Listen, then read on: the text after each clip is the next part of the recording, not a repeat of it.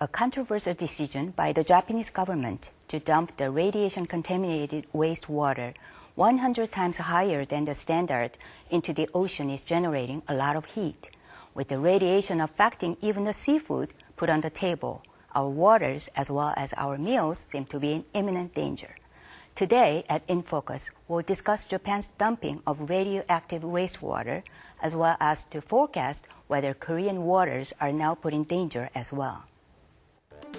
With the after effects of the nuclear plant disaster in Fukushima lingering, the devastating pollution that comes with the radioactive materials leaking have become a serious matter of concern. The biggest issue is that the Japanese government have decided on March 4th to dump the radioactive water into the Pacific to stabilize the plant. The dumping has been stopped at this juncture, but not after throwing away more than 10,000 tons of it. And with the high concentration of radioactive wastewater affecting the Pacific, the fisheries in the area have been detected with high levels of cesium, destroying the marine ecosystem in the process. The coast, right in front of Fukushima, is now affected with 7.5 million times the standard level of iodine. The overall pollution of the ecosystem is now reaching epic proportions, while with iodine and cesium being detected in the waters around Fukushima and Japan in general. So how safe is Korea, the closest country to Japan? And what are the measures we'll have to take in light of the dumping of radioactive wastewater? We'll delve deeper into the leakage and the safety concerns regarding seafood.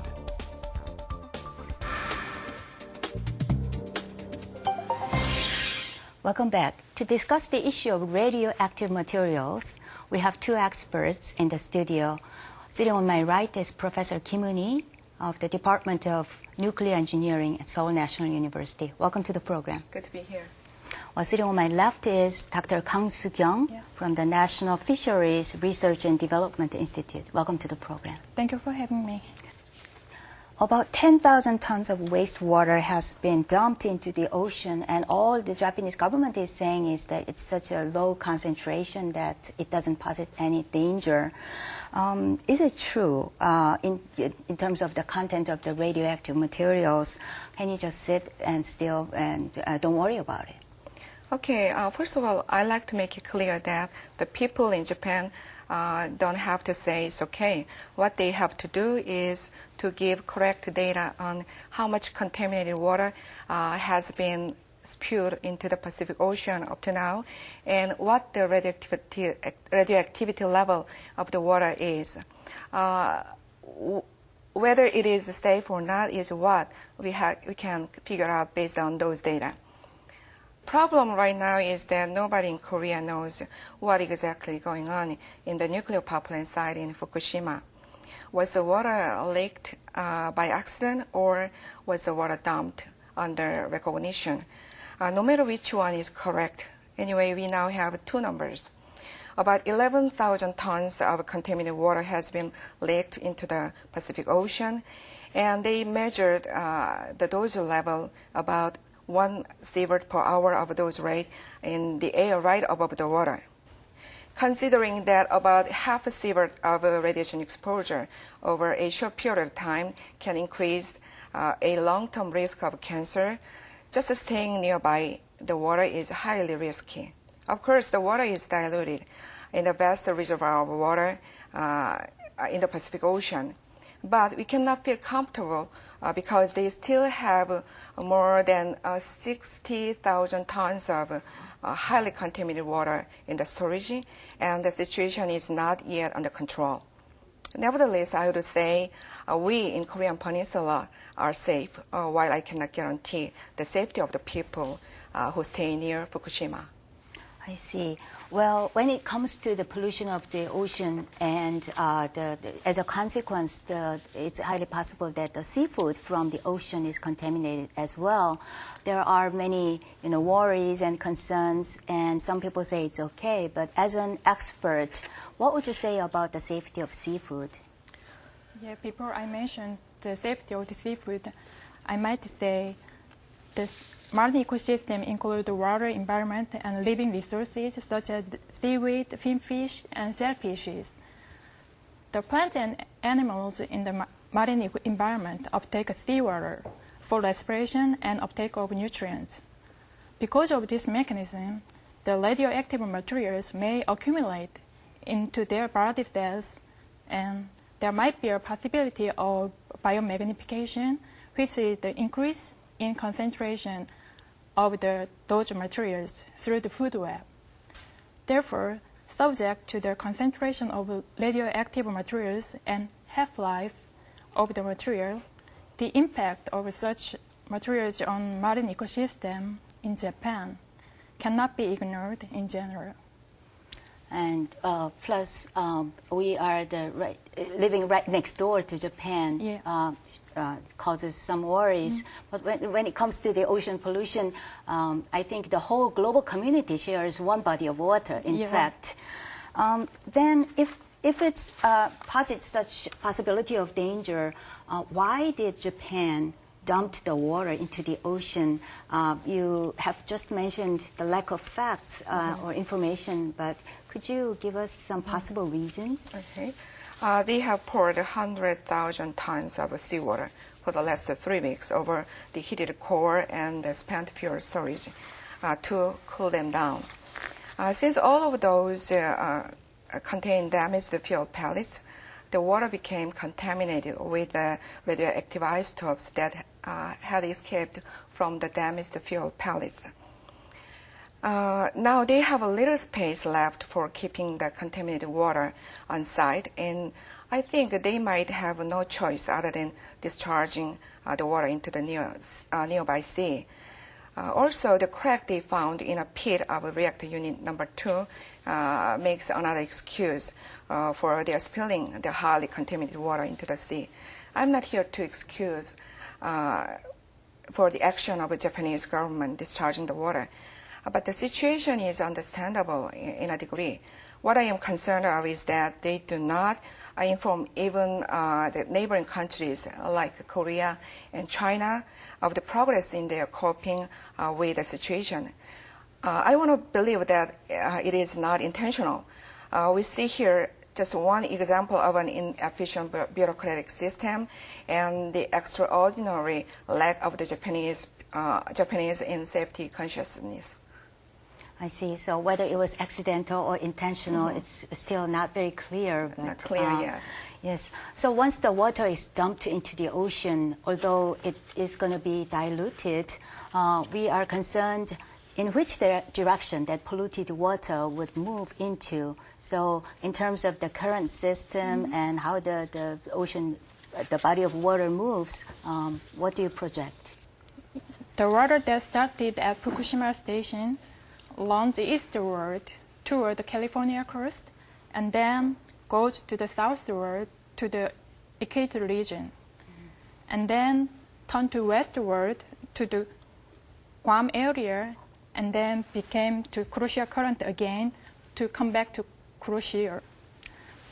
The Brent, yeah. So it makes a big circle circle in gyre, the Pacific. Yes.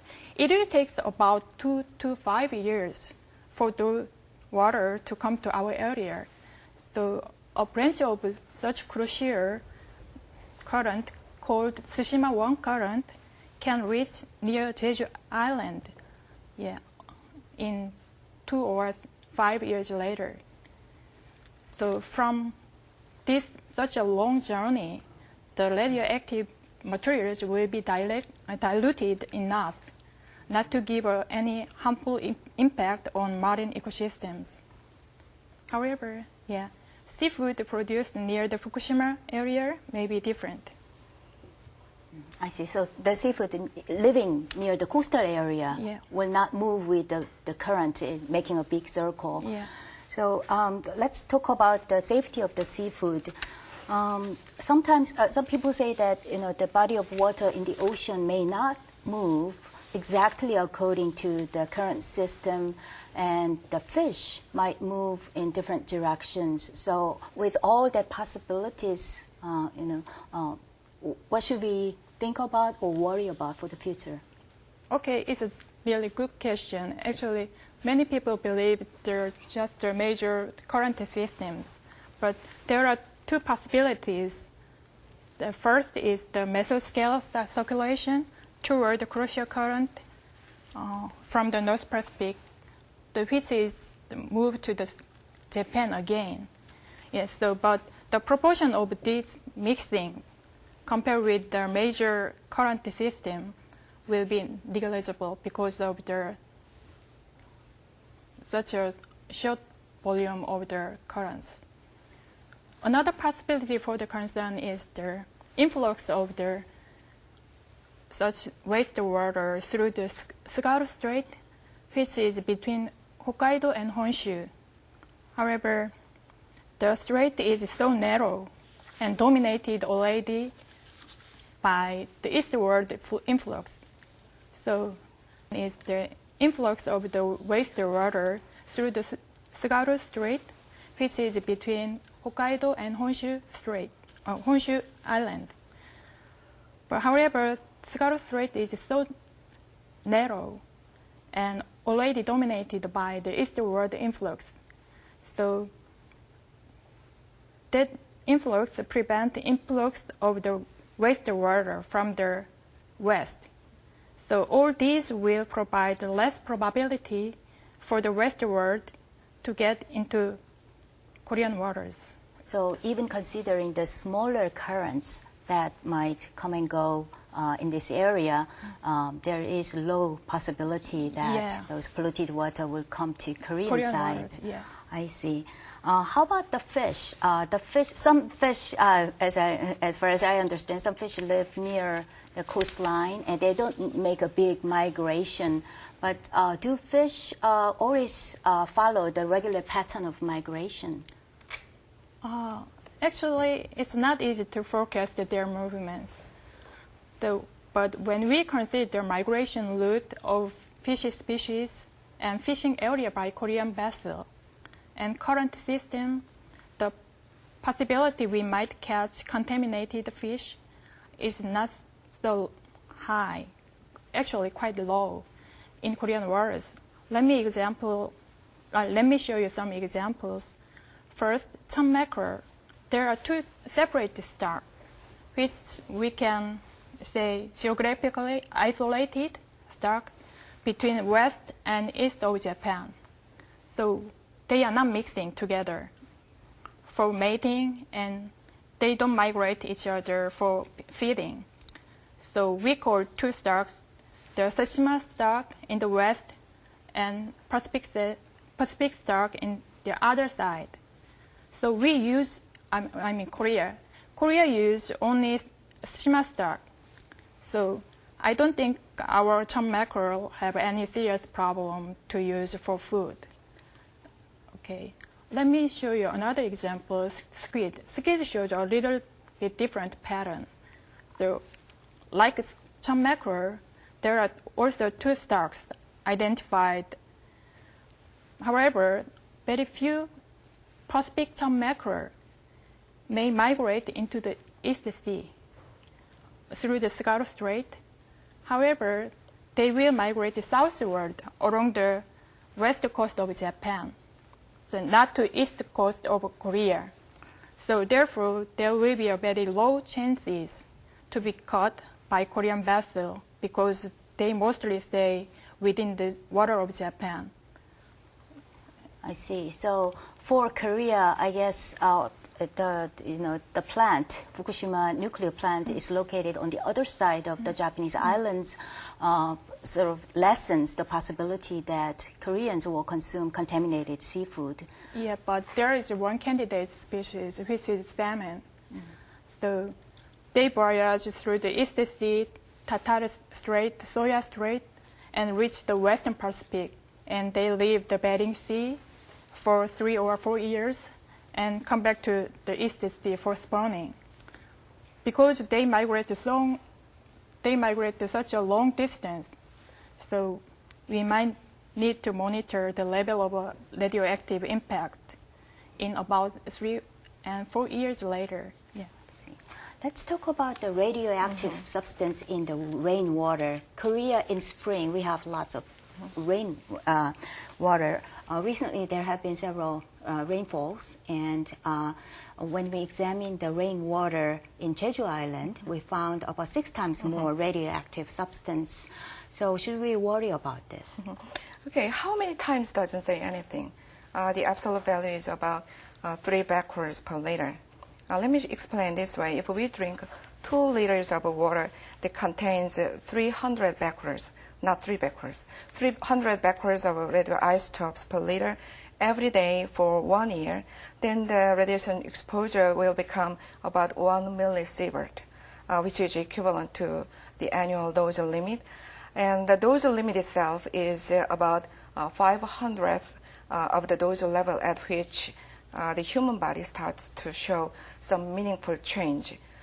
Do you remember that I said, I assumed that we drink water that contains 300 becquerels per liter? What we measured from the rain was 3 becquerels per liter. It is 100th. So practically speaking, there is no reason to be haunted. By the rainwater. Then let's talk about the safety of tap water. Then. Tap water. Recently, government ordered that there should be a cap over those exposed water purification system. Is this necessary, and or would this be sufficient to prevent any water pollution? I already said is we don't have to worry that much. The water condition is okay. Then you may ask why then they try to keep the water clean. It is because we feel uncomfortable when we drinking. When you drink any water that is not clean. If we can keep it clean, it's better to do.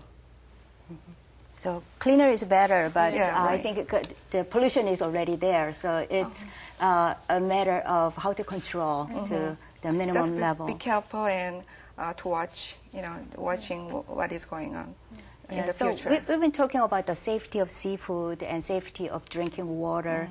But I think the general public are curious about what really happens if we take some radioactive substance in our food system. What happens?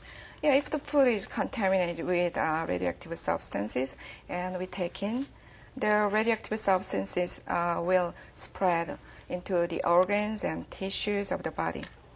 Some of those will stay in the body and the other will be eliminated in urine and feces.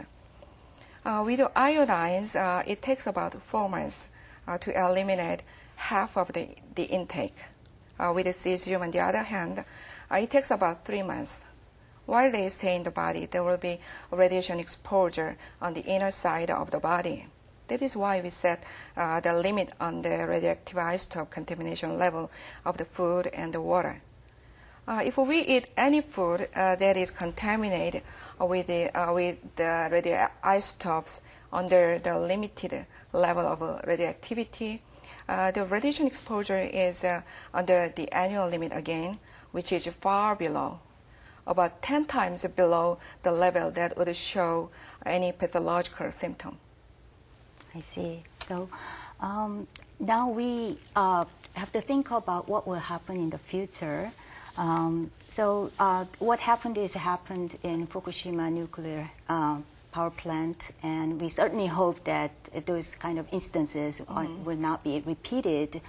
But we hear that we might need a long time for the polluted water and polluted land to recover from the pollution. So how long would it take, and would that be normalized at all? Yeah, that's correct. We have to wait. Because there is no way to remove or take all of those out of the earth. Iodine will be reduced to 1,000 if we wait about 2 or 3 months. With the cesium, however, it will take much longer, about 30 years. It takes about 30 years until the activity is reduced by half. But I like to mention this. Cesium's living longer is not always disadvantageous. The radiation is produced only when the cesium dies. So by living longer, cesium delivers radiation to the environment at a much smaller time rate. So that is a good news. I see. So the delay of the cesium's dissolvement is actually could be beneficial for us to endure. If we have a little, not that much. I see. By assuming that we have the same level of radioactivity of iodines and cesium, then cesium can be better to be around. I see. In terms of the safety of the marine resources, those algae and other fish in the ocean, so how long should we wait until we find it safe and edible? Actually, there is not much information on that. So as I mentioned, there is biomagnification through the food chain. So it will depend on how much radioactivity concentration, active concentration, was released into the water. It depends on the basic data. Yeah. So I cannot say how many years we have to wait, or how many. So we have to wait and see and keep testing the safety of those seafood. No, to prevent that kind of the situation, I can answer the last question here. Yes. So to investigate the impact of the marine environment in our area, so we collect the seawaters and sediment and marine organisms to investigate the impact of the radioactive materials in our area. So based on the those results, we can control the safety of seafood. I think we all learned a lot from this incident in Fukushima power plant. Some people really it became a reality that nuclear power plant is very beneficial for humanity, but it poses such a big danger. So I think from this experience we've learned a lot, and I think Korean government really have to come up with both short-term and long-term solutions. So what can we do? Me first. Okay, the Korea Institute of Nuclear Safety and the Ministry of Education, Science and Technology will keep monitoring the air and the water. And also the imported food will be screened out by the Korean Food and Drug Administration if it is contaminated. But most of all, our government should establish a network for collecting the real-time information on the progress in Fukushima. We experts cannot give any prediction of the potential risk in the future until we get to know exactly what is going on in Fukushima in Japan. I see. It was quite surprising to hear from you, an expert, that we still have a huge lack of information from the Japanese side. Sharing information should be the first step. Not just the sharing, but the Japanese government and Tokyo Electric Power Corporation, they have to give something for us to know.